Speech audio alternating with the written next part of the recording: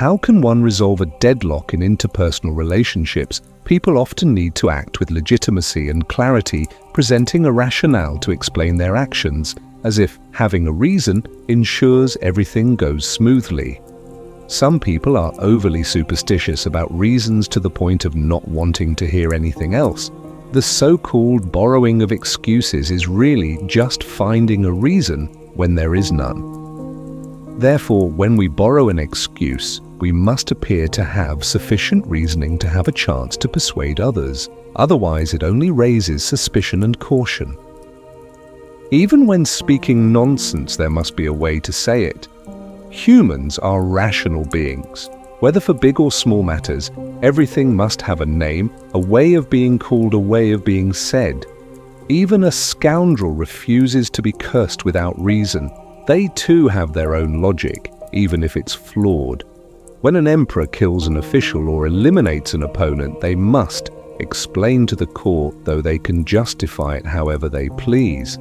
In daily life, we often need to find a pretext to shield ourselves. Pretexts are always necessary, it's just a matter of how well or poorly they're crafted.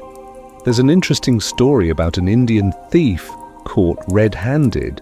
Surprisingly, the thief showed no fear and arrogantly said, "If I had taken this item and fled, that would be stealing.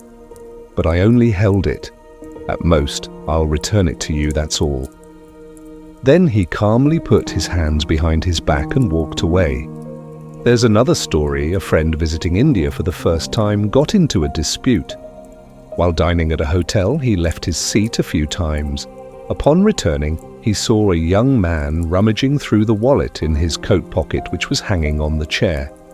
He scolded the thief, but the thief calmly claimed he was just wiping the wallet, not stealing. It seems Indian thieves are masters at concocting excuses to escape. By our standards, such thieves would have no defense, yet they manage to offer logically consistent excuses with composure, which is no small feat. In these cases, the other party remains calm and quick-witted despite the dangerous situation. This is because admitting fault can lead to being forever subdued, led by the nose by the other side. Of course, this isn't to encourage refusing to admit mistakes or promoting deceitful behavior. The point is that some people upon first meeting spout unreasonable things, which only makes them unsteady and gains them nothing. Without foresight, reckless excuses can lead to trouble or even cost lives. Using such pretexts for evil deeds can never yield good results. Legitimacy leads to smooth words. Advertisers are masters at crafting pretexts. For example, when instant coffee was introduced in the US, a story unfolded. The coffee company expected instant coffee's simplicity and convenience to win over housewives, but sales flopped. It wasn't about taste. At the time, the American perception of coffee was tied to home-ground, home-brewed tradition, so simplicity and convenience weren't appealing.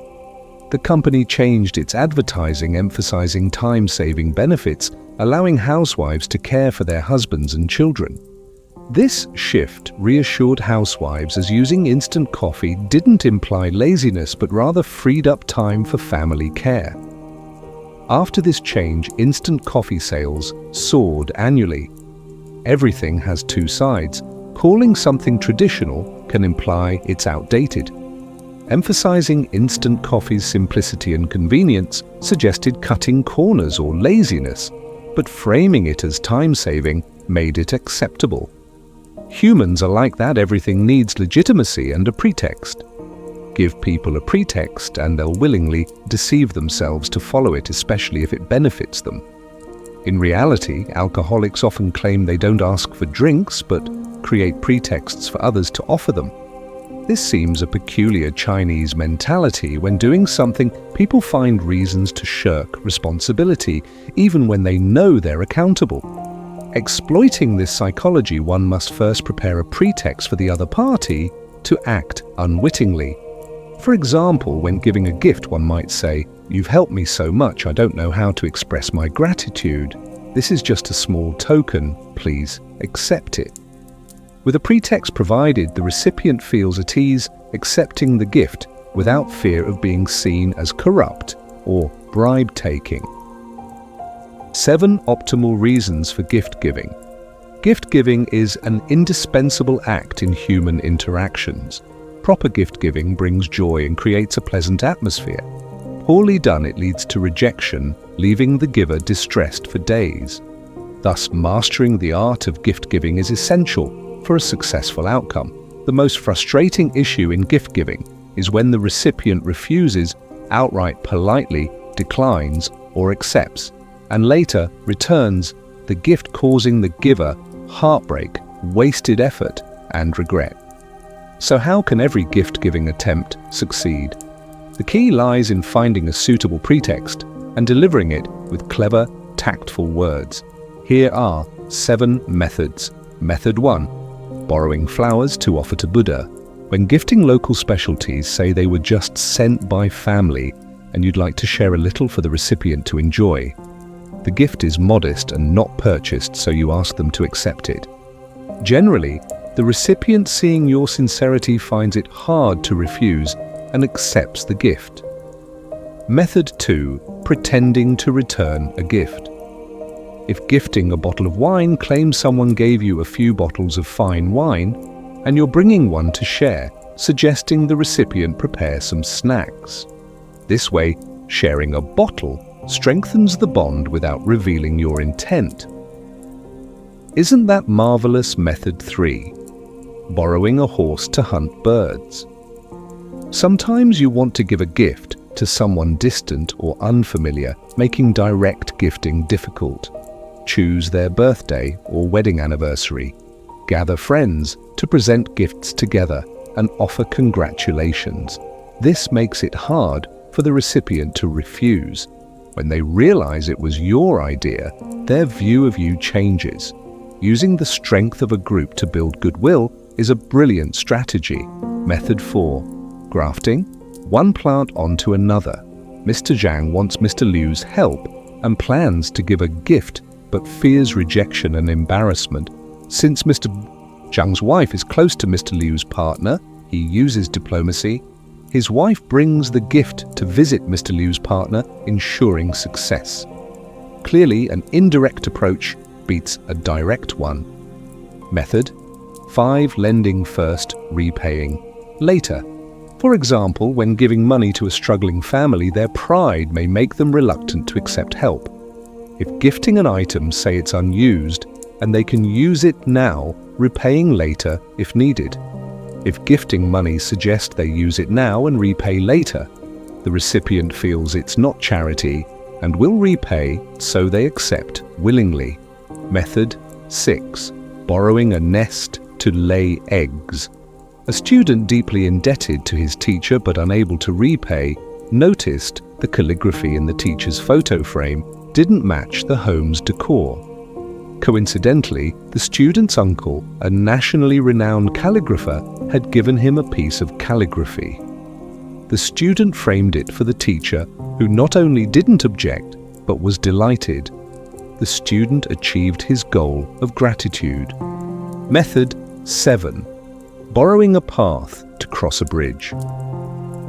Gift giving doesn't always require spending money or wrapping packages. In some cases, human kindness itself is a gift. For instance, through a connection you secure a product at factory or discounted prices for a friend. When they receive it, they also receive a bit of your kindness. You spend no money, only a little effort and time, yet achieve the same effect as giving a gift. Since they paid for the item, the recipient feels at ease, and the giver profits without spending. Borrowing someone else's mouth to speak our mind. Borrowing someone else's mouth to convey our intentions is an important skill. A difficult matter, when framed as I heard someone say, becomes less uncomfortable. Things we don't want to or cannot say directly can be communicated through a third party to resolve conflicts. Here are a few methods for borrowing someone's mouth. Method 1. Finding a matchmaker to relay information. In the past, society had matchmakers who specialized in introducing men and women, facilitating marriages. Back then, men and women were strictly separated with no dating before marriage. any requests or wishes were conveyed through the matchmaker. This shows how challenging the role was. Without a sharp tongue, the ability to read people's expressions or seasoned communication skills, it was hard to fulfill the matchmaker's duties. When seeking someone's help, finding a skilled intermediary to persuasively convey the message is ideal. Method 2. Borrowing the tiger's skin to intimidate. A man wanted to sell folding doors and knew the company director was acquainted with a certain bureau chief. He visited the director's home with a bag of apples as a gift. After casual conversation, he said, "I came here on the bureau chief's introduction, and he asked me to send his regards. Honestly, meeting you for the first time excites me." The bureau chief mentioned your company hasn't installed folding doors for security. The next day, the deal for the folding doors was signed. This man cleverly avoided mentioning himself, instead using the bureau chief's name to leverage influence indirectly, prompting the director to agree immediately. Method 3. Prompting the other party to speak first. Difficulty in speaking is relative. The same words we find hard to say can sound natural if the other party says them first. Guiding the other party to speak first is a brilliant strategy. Mr. Wang planned a business venture with Mr. Zhao, but after giving him money, Mr. Zhao passed away the next day. Mr. Wang was in a dilemma. Asking for the money back would upset Mr. Zhao's family, but not asking meant bearing the loss himself, which was hard to endure. After assisting with the funeral, Mr. Wang said to Mrs. Zhao, "I never expected Brother Zhao to pass so soon. We had just started a business together. Here's what I suggest. You know all the business partners Brother Zhao worked with, so please pass the money to them to continue the business. See if that's too difficult. The sooner the better." He didn't mention wanting the money back and appeared generous and righteous. In reality, he knew Mrs. Zhao lacked the ability to continue the business. The result, Mrs. Zhao comforted him, saying, "This misfortune has caused you a great loss in business. I can't continue the work, so please take the money back and find another opportunity."